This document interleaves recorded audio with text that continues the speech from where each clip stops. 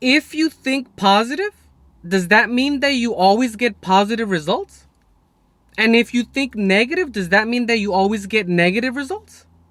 This is what the law of attraction suggests, that you can manifest whatever you want, and that the outer world is a reflection of your inner world, right? That you can manifest the perfect life. You can manifest whatever you want through the law of attraction, right? It says that you can manifest your perfect job, your dream house, or your luxury car that you've always wanted. It suggests that you can even manifest your soulmate, right? The love of your life. And if you can feel it, if you can visualize it, that you pretty much have the keys to the castle, right? That's what the law of attraction says, that you can manifest whatever life your heart desires. Now, I'm not here to argue for or against the law of attraction. My question is simply, does the law of attraction have unintended consequences? And the answer is yes, the law of attraction does have unintended consequences. When you're writing your own prescriptions of whatever it is that you want to manifest, it's bound to have a downside. Okay? Let me ask you this. Does everything that make you feel good necessarily good for you? Does everything that make you feel good necessarily good for you? And to the contrary, does everything that make you feel bad, is that necessarily bad for you? Where, oh, if it feels bad, then you shouldn't experience that, right? The obvious answer is no, not especially. Not everything that makes you feel good is good for you, and not everything that makes you feel bad is bad for you. Okay? When you subscribe to only feeling the good, where you only want to feel the positive, what you're developing is patterns of avoidance. Okay? You're developing a programming or a coding in your psyche, your psychology, where you avoid experiences, negative experiences that you actually have to go through. So you develop emotional blindness. Emotional blindness can sabotage your life when you subscribe to the law of attraction. There's a spiritual equilibrium that needs to be honored. Okay? There's um there's a prerequisite in the law of attraction where you have to audit your emotions. You have to be very self-aware of what you're feeling.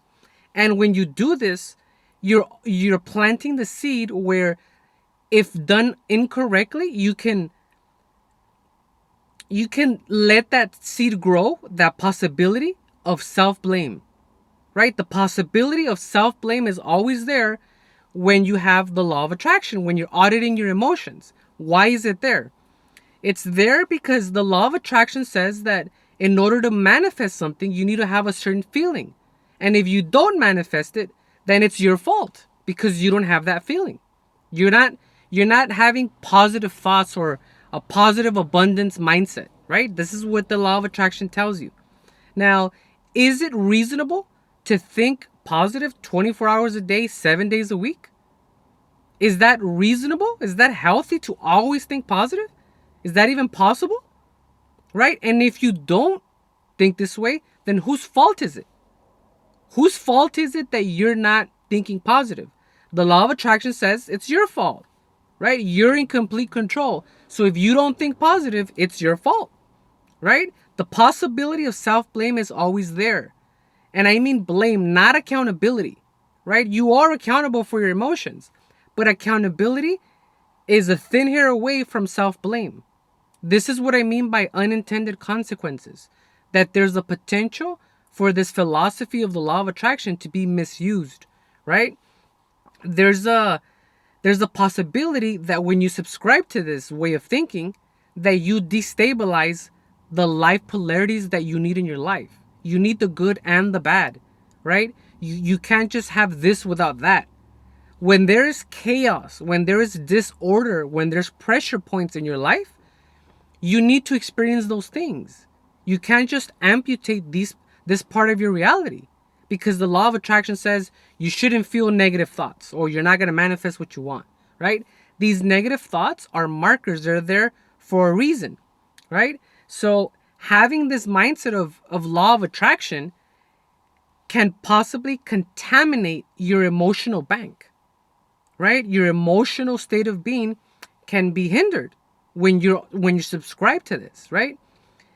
The law of attraction doesn't always promote acceptance of emotions. It tells you you shouldn't have these emotions. If you have negative thoughts, it's going to squander and sabotage your manifestation, right? That's what they tell you. They say, well, if you only knew how much damage you're doing when you have negative thoughts, if you only knew how powerful your thoughts are, and that's neither here nor there, but not having the ability of letting yourself feel negative emotions is detrimental.